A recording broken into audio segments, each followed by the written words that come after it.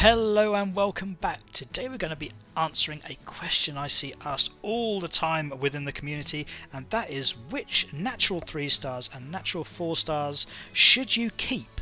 This is going to be a long video, so if you look down on the bar, this will be a chaptered video with sections. I shall probably do it by element, and if you want to skip to an element, perhaps find a particular character, look down in the description below and there'll be timestamps to help you find the right place. But let's start off by answering that question. All natural 3 stars and 4 stars deserve to have one copy kept in your hero storage. You should definitely always keep one of each in your storage, because although they might not be used for hero combination now, and obviously you do want to keep all the ones for hero combination now, but they might be needed for hero combination in the future. I've played a lot of these games, and every time I have fed away natural 3 stars and 4 stars, you can guarantee the next hero combination that comes out will have needed those characters that I threw away. So to avoid that disappointment, I promise you it is worth it. It's so tempting to feed these 3s and 4s away, but please keep one of each, just to save yourself from future heartache. With that said, some of these are definitely worth keeping, and I'm going to show you which ones are worth keeping, why you want to keep them, how you should rune them, and if you check my channel, you'll see that I've got a lot of guides which will utilize a lot of these heroes. So let's move on and look at them. Okay then, so to start with, we have the water element. The most used character I have here is Ekaterina. She has a fantastic awakened ability which prevents her from ever taking more than 45% of her health in one turn, and then she also has a really good heal on a low cooldown, which is great once you've added a few duplicates to her to bring down the cooldown and increase the recovery rate. I use her a lot in Tower of Arrogance. If you check my channel, there's plenty of guides there that utilize her. Down in the runes, let's have a look. She will have speed and she will have crit rate. Her A1 does heal if you crit, but I've never actually needed it. And then finally I've put resistance on her because you don't really want her to get stunned, because it will slow down those cooldowns and how quickly she can get back her heal. That's also why we have the speed, to try get more turns than the enemies, so that you have a better chance of getting a heal off before you get hit again. Next we have Elaim.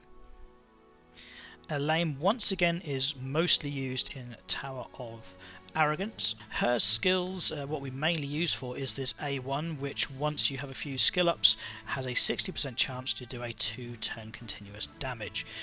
She has an interesting passive which will slow down the lowest HP enemy at the start of each turn, and her other skill I barely ever use. It's a damager, and you're not going to be using her for this, you're going to be using her for her continuous damage.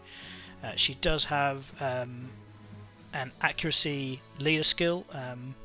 I've sometimes used that, but the best thing to do is, unfortunately mine's not runed so I can't show you, but I would have accuracy on here, I'll have speed on here, and I will have something tanky on here just so she can potentially take a few hits. But most of the time she's not going to be taking hits, because we're going to utilize tactics correctly in the Tower of Arrogance, so it doesn't even matter really that she is only a 3 star. I mean, I've got her on 4 star, same with Elaim, but they can both be used at 3 star awakened, and that is absolutely fine. Finally we have Crocell. I only use him for one thing, and that is to trap Ignis in the Tower of Arrogance. However, he has a very interesting skill set because he has 2 attack gauge reduction skills. Mainly if you've got crit rate on him, his A1 has a 20% attack gauge reduction, which is fantastic, and he also has a 30% on his A3, which is also a ranged attack, which is another useful tool. And there is also the possibility of stuns and that sort of thing.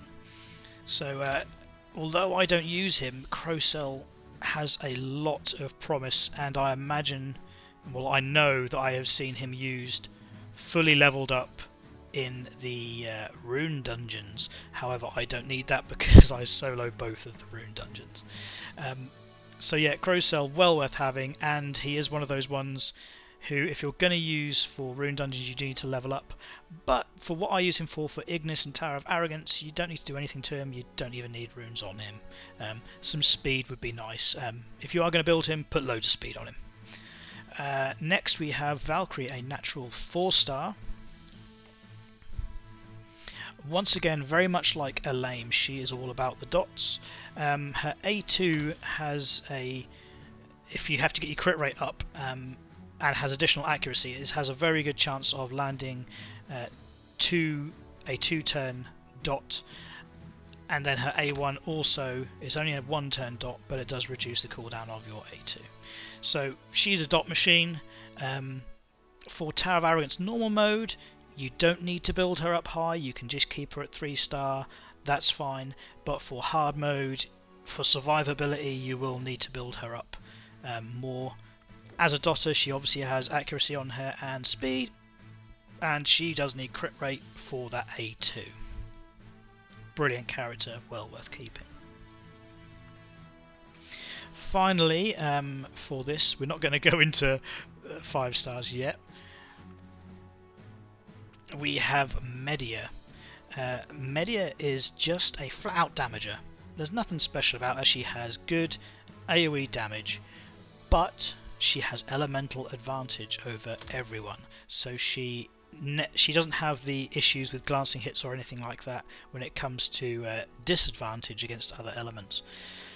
I use her in Tower of Arrogance, in a few places in Tower of Arrogance and hard mode, but I also use her in PvP. This isn't going to be a PvP orientated guide, but she can be used in PvP because of that elemental advantage. She's very strong, and I know for sure that she can also be used when you are farming the rune dungeons, often used on speed teams. So another brilliant pick there is Medea. A side note, I know some people do actually use her for farming the map on stage 7-1. I never do that because I farm rune dungeons with solo farming, but she is a potential farmer as well with the correct setup. My runes on her, I have just got her set up for speed and crit because I want her to take those turns, get in there first and nuke down the enemies. That's what I use her for. Little bonus one here. These are 1-star skeletons. Have you ever looked at them? Their A1 skill has a 55% chance to inflict continuous damage, and it has a knockback. I've actually killed Ignis in Tower of Arrogance using 2 of these guys, a red one and a blue one, because I can knock her into place, trap her and corner her, and once she's cornered I can land the dots. So you don't have to do anything. You could put some runes on him for accuracy, but for some fun, Skeleton is actually a possibly viable character, which I love. I love that that 1-star has actual use in the game. Okay, then here we are for Team Green. Not a lot to talk about here really. These are a little bit niche, some of these characters, and there's no natural 3-stars. These are all natural 4-stars. Lucifer has some interesting use. He can be used in Tower of Arrogance and also in the Altar Realm. He has a passive which means that any of his attacks can do continuous damage, and that paired with his A3 again on Altar Realm can put down, it can completely fill the boss's buff debuff bar with continuous damage from that one attack, so that's very useful. And then here we have a kick, which is not only a stun but a knockback, so if you're in Altar Realm and you need to knock those bombs back to the boss, you can use it there, or if you are in the Limnoria boss of Tower of Arrogance, you can use that stun to stun lock her, or help you keep her stun locked, whilst all at the same time laying down those dots. And I believe this is a slow, is it a slow, or is it the the movement one. I think this is actually slow. I'm still learning these icons. So this is the one that slows. The other one with the boot is the one that limits how far they can move. Okay, for runes, unfortunately I swapped out his runes for a random person, but you want to have accuracy on here for his dots, and you want to have speed to get him lots of turns and get those cooldowns back up before your enemies take another go. For your second rune, something defensive is fine. Go for substats. Theia, much the same. She is craftable, I believe, or is she not craftable? Either her or Lucifer are craftable. I can't remember which one it is. But she is a dotter. The thing that's a little bit different about her is that she actually dots herself with her A1 and then uses her A2 to transfer all of those debuffs onto the enemy. But her dot on her A1 is a 4-turn dot. So if you put 2 of these on yourself, by the time you transfer it, you're going to be putting 2 dots over to the boss, and that is 7 turns worth of dots, which is actually quite potent indeed. Her awakened skill, she doesn't really need to be awakened, but this awakened skill will just heal her for 5% each turn, which is nice to counter the fact that she has put continuous damage on herself. Runes, as always, disregard these because I swapped them for someone else yet again. Preparation for this video wasn't particularly good, I'm sorry, but for always we're going to put accuracy on here, speed on here, something defensive on here. Let's have a look at Faust. He is the other craftable. Limited use here. I use him for the Limnoria boss in Tower of Arrogance, because his awakened skill, so it does need to be awakened, is a really good chance of a stun that lasts for 2 turns, and we want to stun lock that boss, so he is brilliant to take the first turn and get that stun down. Not much else to say, but he has a 40% chance to remove a single buff. I believe that rate does increase, but it doesn't increase the number of buffs removed. So he's a light stripper, and it is on an A1, so it could be used every turn, so he could have use elsewhere, absolutely. Runes again, I don't think I need to tell you at this point. Speed always to get him in first, accuracy to make sure you land that debuff.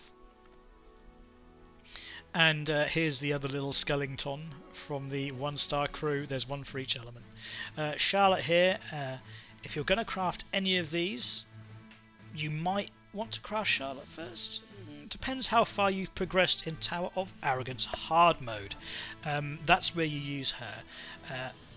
My progress isn't far enough yet to actually showcase her, but I've got her here ready. I have crafted her, and when the time comes there will surely be a video guide for the appropriate boss. I can't even think off the top of my head right now who that boss is.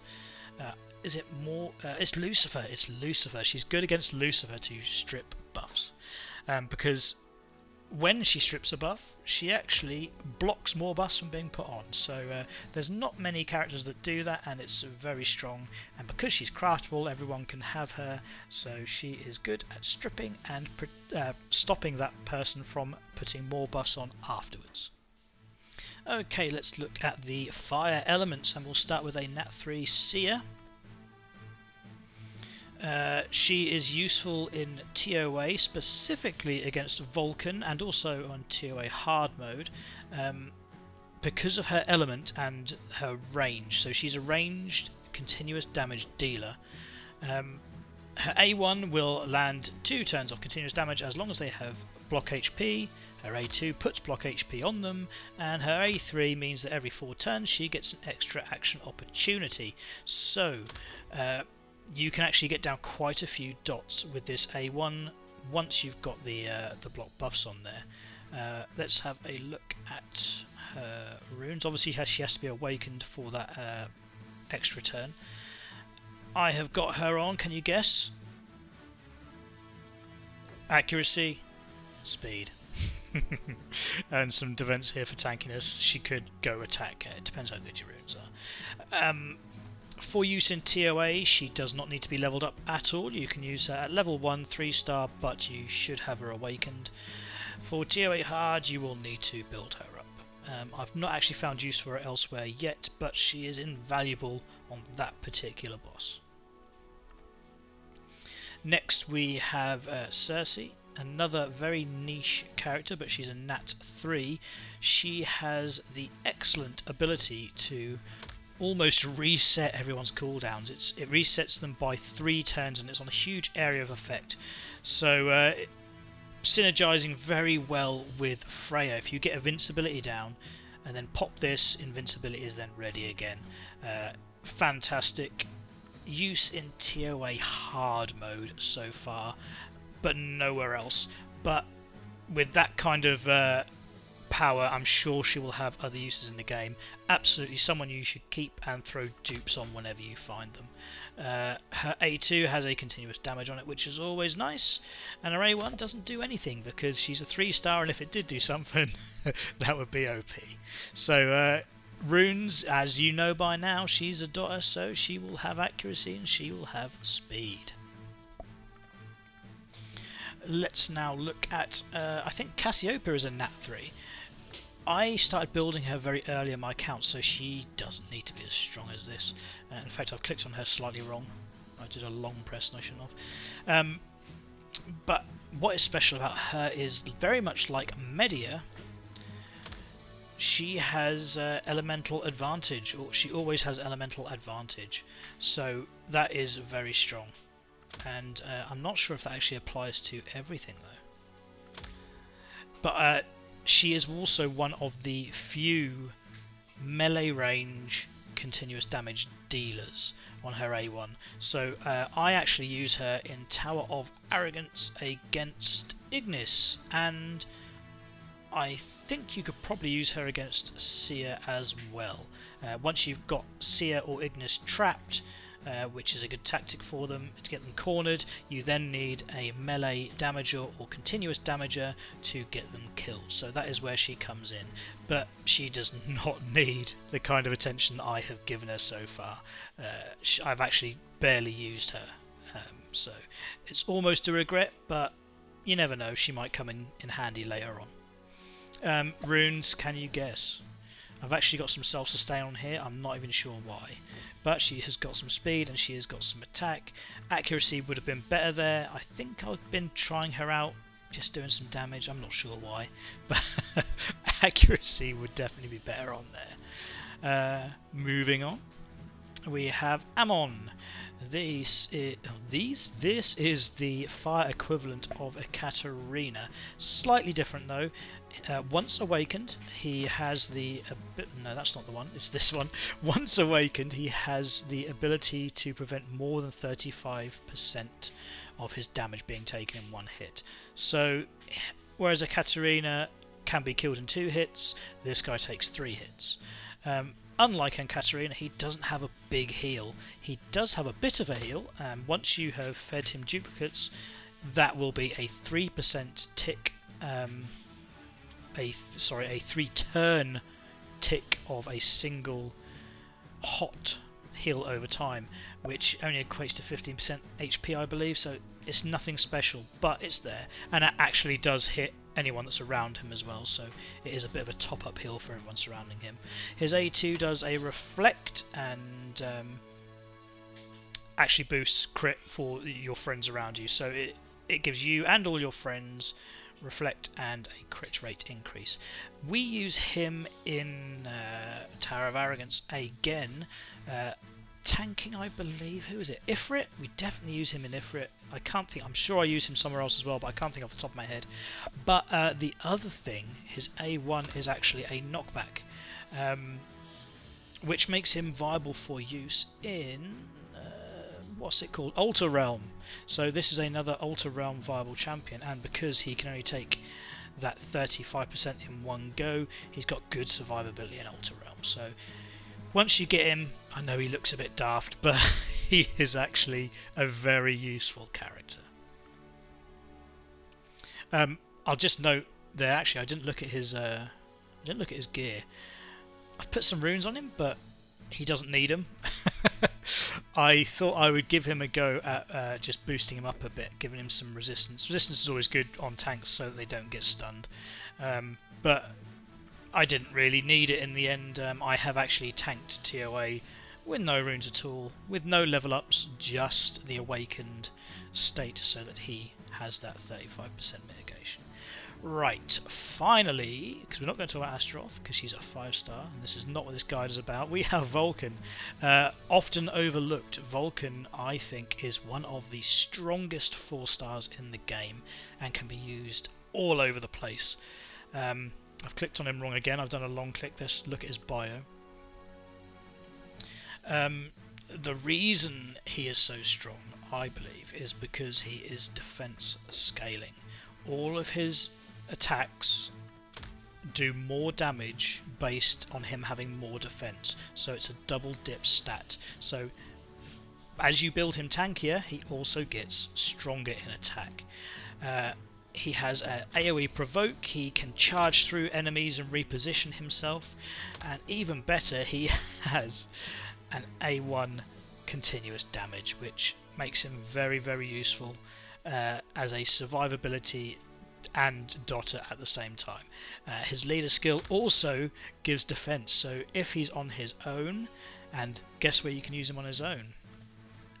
The Sealed Armory, Alagos, floor 10, Vulcan can quite easily solo farm it, just like Ingway can in Fafnir floor 11. So although it's not floor 11 because he's not quite strong enough, he can solo farm that dungeon, which makes him very valuable indeed. Some people have used him in PvP, but I don't go into PvP. I like to use him in clan defense. You could also use him in Altar Realm, and you're definitely going to use him when doing the floors of ToA and ToA hard. Not the boss floors, but the intermediary floors. It's really good to have a tank of each element at 6 stars for the intermediary floors of Tower of Arrogance hard mode. That will definitely help you out. So I'm not going to talk about the 6 stars, but Hildy is craftable.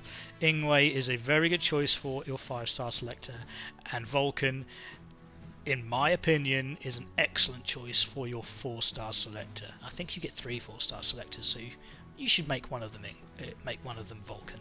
I'm fairly certain. Now all we have left to talk about are the light and dark champions.